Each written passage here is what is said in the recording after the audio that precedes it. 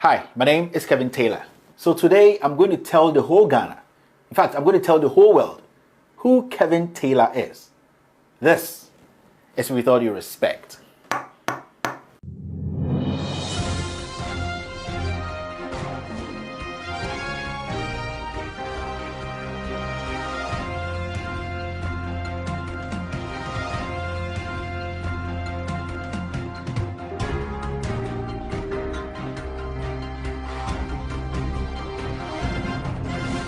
So with all due respect, today I'm going to do something I never wanted to do. Yes, I've tried to stay away from this. But because of some new developments, because of some kind of words and statements some people are making on social media, also on our radios in Ghana and our TV stations, my team and I decided to at least make Ghanaians understand or know who Kevin Ekow Baidoo Taylor is. I'm going to give people the background of Kevin Taylor and how he started With All Due Respect, how he started Loud Silence Media, and how he got to where he is today. What I'm going to do today is I'm going to break down what I have done all the way to this point. And I would like Ghanaians to understand something. We have to take notice of the dates.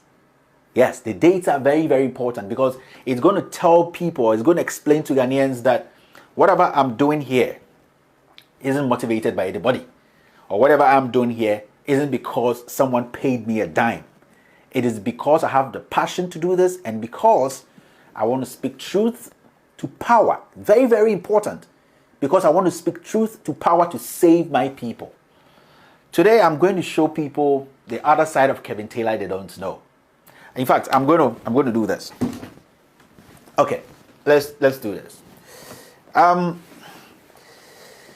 So we're going to start from 2012 to 2013.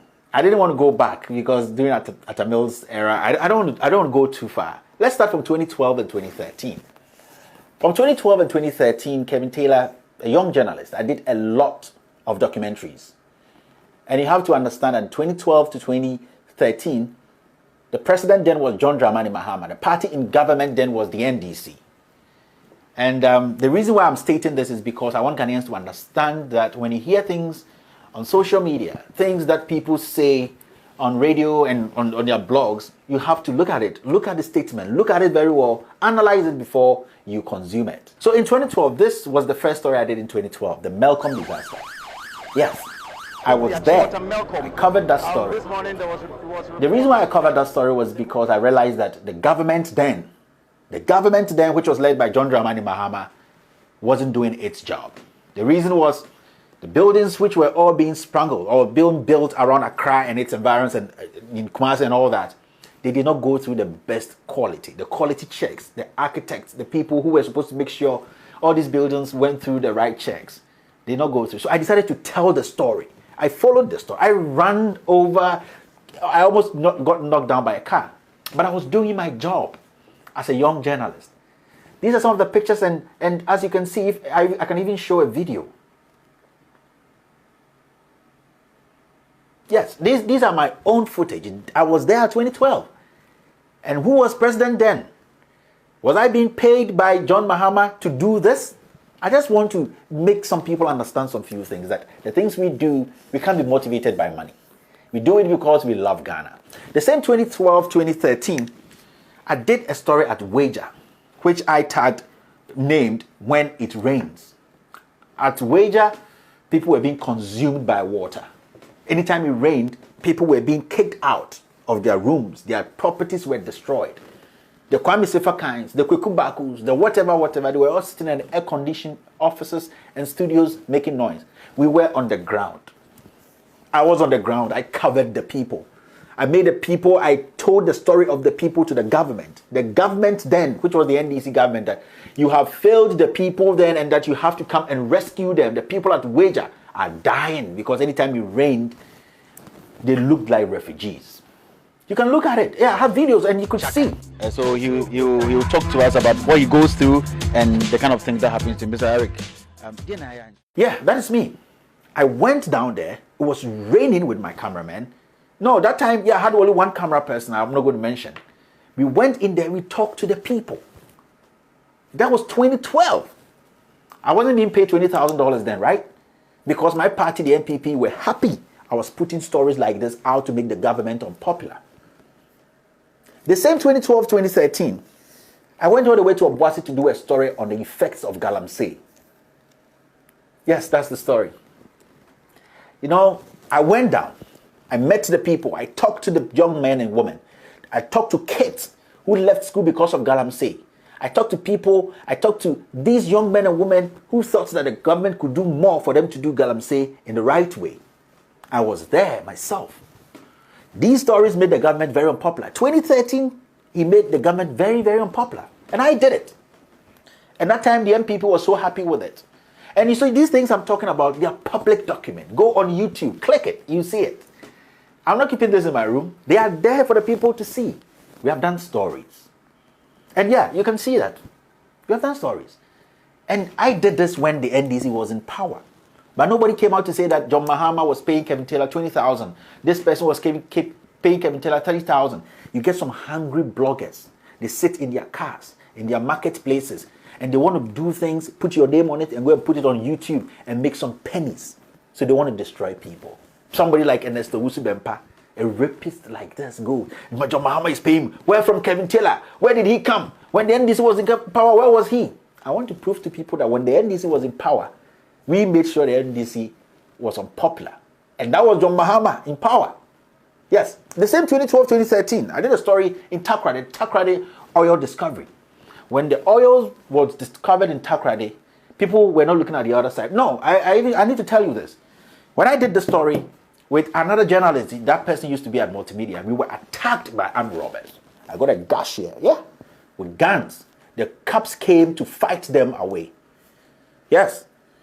The reason why I did this story, I went all the way to Takoradi was because the little kids, the girls, they were not even getting access to normal things. The immigrants coming from Elubo were coming into Takoradi. The young girls were engaging in prostitution because money was being pumped into Takoradi. I wanted to tell the story to the government that the locals, the fishermen who were being competed by the Chinese using light and all that to fish, we were telling the story.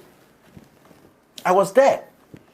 That time, no MPP person came on TV or on social media to say that Kevin Taylor was being paid $20,000 by John Mahama. These things make John Mahama's government the most unpopular government. And I was telling the stories to the world. I wasn't just publishing in Ghana. And this is a public video. You can go on YouTube, check the date, check when it was published. I'm taking my time to make Ghanaians understand where we started and why we are here and why we are doing what we're doing. What we're doing is a national service. We want to tell the people the truth. Nobody hates anybody. It is not a personal agenda. Nobody, me Kevin Taylor, nobody in Ghana can buy me. Nobody. The John Dramanis, the Nane Kufuados, the Gabbies, who? No. I'm still focused. I want Ghanaians to know who Kevin Taylor is. That is 2012. You know, I didn't stick to one thing. Sakawa was very, Sakawa had come up and it was a big problem because the youth, they were not getting good jobs. People were not going to school. They got access to internet and all that. I did a story. I interviewed the CID, Criminal Investigation Department. I went there, and these are some of the stories. You can watch it.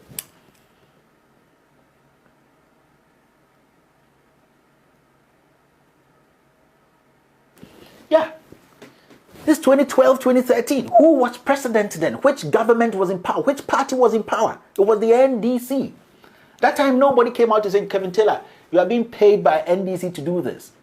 I was making the government unpopular. I was telling the stories and sending it out of Ghana. It is a public document. Go on YouTube, you see it when it was published.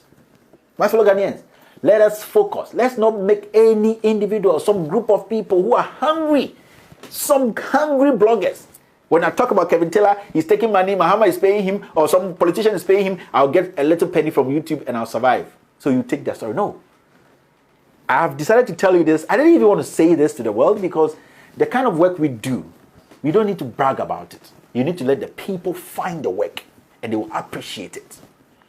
2012, 2013, I did another story on, this story was one of the most heart-touching stories, the most intriguing stories. I titled it The Blue Fire of Oblogo. It's on YouTube. You can go see it. I did it at Wager. Oblogo, people were living on filth. You know, there was a trash dump at Oblogo, and the trash was left there, and it developed gas beneath it. Women and children who lived around there could just light a match, and out of the rocks, you see blue flames. See this. What I'm about to show you is really going to shock you.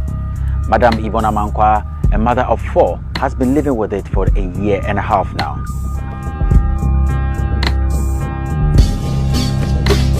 This is Ghana. I talked to the energy ministry. I made the government know that these are your people. Make sure that you get them a better place to live. The filth should be moved away. I told this story to the world. Who was president then? Which party was in power then? That was the NDC and John Dramani Mahama. Did they pay me $20,000 and $100,000? MPP, they were happy. They used these things. I remember Multimedia took this story, they played it. I was somewhere in London or somebody called me. Oh, Multimedia is using your video. Have they told? I'm like, I don't care. Let them sell the story for the world to know what is happening in Ghana. Which party was in power then and who was president?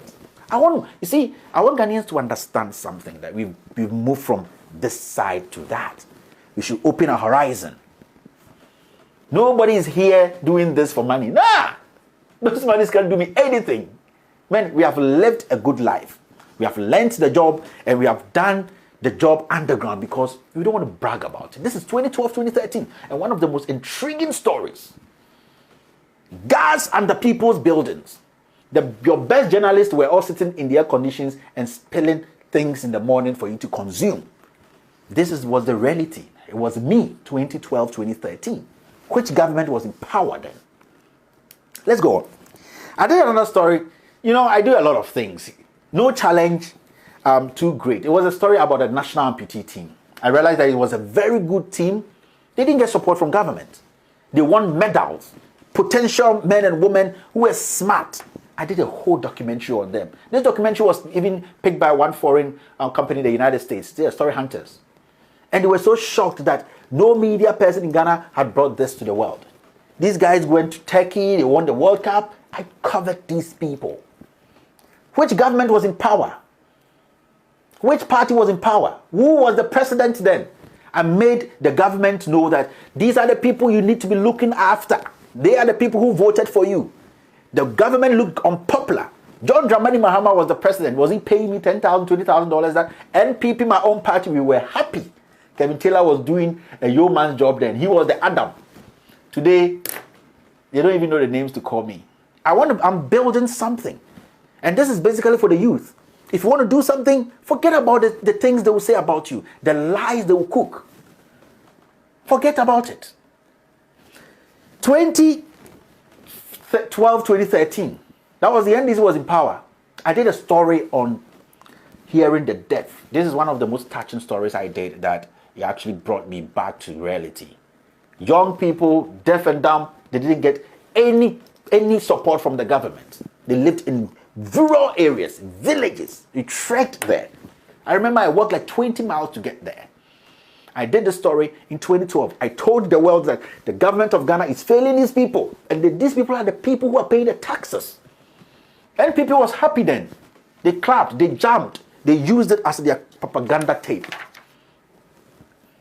What has changed today that Kevin Taylor is the evil now because he's exposing criminals in government today. Till 2016 and 2017 is the critical moment. And I'm going to tell Ghanaians why it was the critical moment, because the stories I did in 2016 and 2017 affected that government in power. That was John Mahama's government. Yes, it is part of the reason why NDC lost power. In 2016, I did a story and I was supported by the Bill Gates Foundation. Yes. They said, Kevin Taylor, go do this story. If you looked at your track, you are doing the clear job we want people or journalists in Africa to do. We tagged it the Africa Energy Project. This story. Basically, it was about Doomso. This story was carried by Al Jazeera. It was carried by La Stampa. It was carried by a lot of media houses outside. Investors were reading it. Who was the president then? Which party was in power? 2016. Early 2016, this was before the election. This was before the 2016 election. I dropped this story at a critical moment. Al Jazeera played it. La Stampa in Italy played it. Investors called me that, are you sure? I'm like, Check the sources. Who was president then? It was John Dramani Mahama. Which party was in power? It was the NDC. Did they pay me $20,000 to do this? The NPP used this to win elections. And it's public document. Go on Loud Silence Media website. You will see it. I'm not making this up. In 2017, I did a critical story. And that story can be found on National Geographic, on their website. Go click, type in Ghana Cocoa Mercury, Ghana Cocoa Galamsey. This story. This story actually told the world that Galamsey was a big problem in Ghana, and that the world needs to come to our aid, and that we were failing the fight, we were losing the fight against Galamsey. The Chinese had come to take over. I spoke in plain terms. I covered all the corners. This story in 2017. Today, I'm doing my work and some people have decided to brand me. Some people have decided to lie about me because they feel that I am not saying the things they want me to say. They feel that I am not supporting crime. They feel that I'm not the kind of journalist they can walk to in a radio station, TV station, and give money to change his mind or change narratives. I wanted to do this for Ghanaians to know that where we started and where we are now. We can't be influenced by money. $10,000, $10,000. Jesus. $10,000, with all due respect. You see, so I'm doing this because in the weeks to come, I'm going to bring out the best exposés. It's going to hit the core of this country. Yes. I'm going to hit the core of this country because I have realized that the people in government today are not truthful. They are deceivers. They are liars who only want to win, keep, and better themselves. They came in to win, keep, and better themselves and their families. 2015, 2016, we made noise about the ex-president having just one family member in his government. Today we have 60. And when we talk about it, people say that you hate Nana Addo Dankwa Akufo-Addo. Today my grandmother's at Ayeldo. My father who used to sell at Petition, like 62 said. My mom, my family members, my classmates, their cousins, their children. People are going through hustle. People are dying. They can't get good health care. They can't get access to good drinking water. People can get 3 square meals to eat in a day. They said free SHS. See what happened at the Independence Square. Thousands and thousands of people are struggling because the leaders we have today are mentally weak. They can't make decisions that can change the lives of the young ones today and tomorrow. Cronies, family and friends are buying houses in Mayfair, millions of dollars. We don't know the work they do. They are next to government, so we don't have to speak. And when we speak, we say somebody is paying us, so the truth should not be considered, and that lies should rule. Kevin Taylor, I will not allow that to happen. Send these videos out to them. Let them know where we started, and that what they are saying and what they are stating cannot change the narratives. I see somebody like Ernest Owusu-Bempah. Hey, Kevin Taylor, John Mahama is paying him, and this politician is paying him. That guy, he has a problem. And I have a docket on him. The rape case in London. I have an interview with that lady, and I'm going to explode that for him to know the kind of person he is. This is an international recognized rapist who, if not because of the kind of politics we do today in Ghana, this guy should not get an office to serve as a public servant. This thing goes around and sprinkle lies about people. I have shown my facts, and I've shown the things I have done from when NDC was in power until today. And I will not mince words. If it's John Mahama in power today, I would have been doing what I am doing today. I'm not persuaded by words and insults. No, I'm not pushed also by that. What motivates me is to see my people happy. What makes me happy is to see that truth is spoken to power. What makes me more happy is to see the young ones speak truth to power. I didn't want to do this, but I had to. Ladies and gentlemen, in the weeks to come, I'll be bringing out series of exposés. Crimes, criminals ruling us, people stealing from us. millions of dollars. I'm going to hit the core of this government. We should brace ourselves for the worst. And I'm not doing this to hurt anybody. I'm doing this to make sure that our country is captured, is saved from the oppressors, liars, and evil people. Ladies and gentlemen, my name has always been Kevin Ekow Baidoo Taylor, a proud Ghanaian, yes, who is not scared of a fellow man.